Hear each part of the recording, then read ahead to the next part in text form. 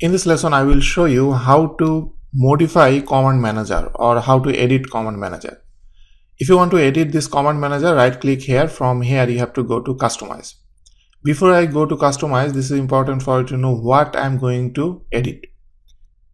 I can add any new tab, I can add any existing tab, or I can create a completely empty tab, and inside that empty tab I can put all necessary tool inside the tab. So if I right click here, go to customize, from here you will see all available tab is showing inside this, but this tab will be different based on your file. I am inside this part file, that's why this is showing all of this.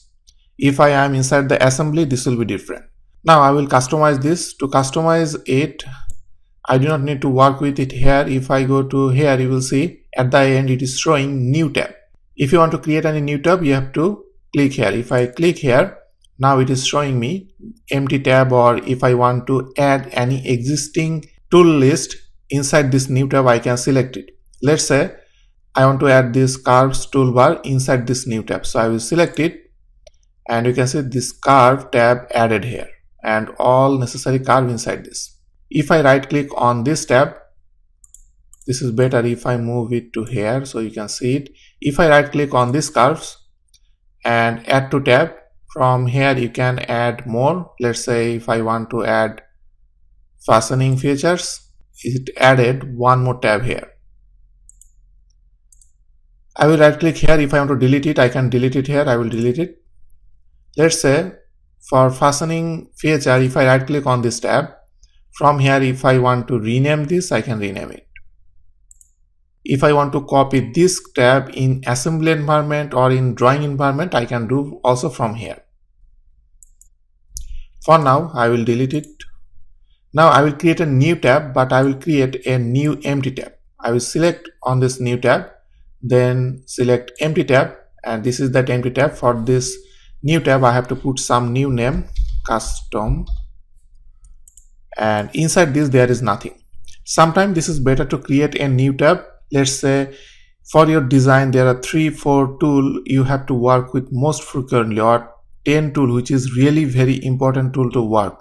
In that case you can combine all these together. So inside this I have to bring all necessary tool one by one. So I will go to commands. From here I will go to, let's say I have to work with sheet metal.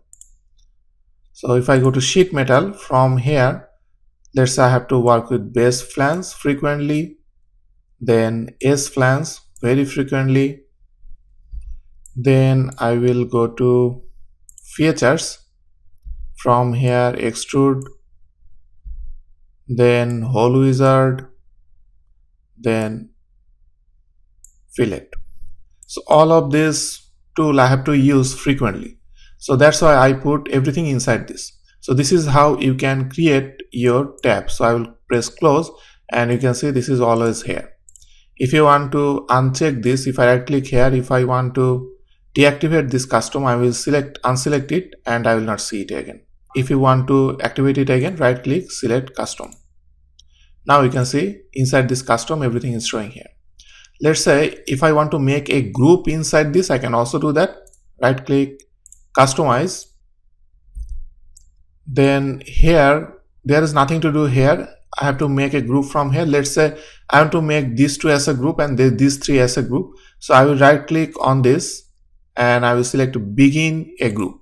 So it will create a border between these two. So that means this is separating between these two groups.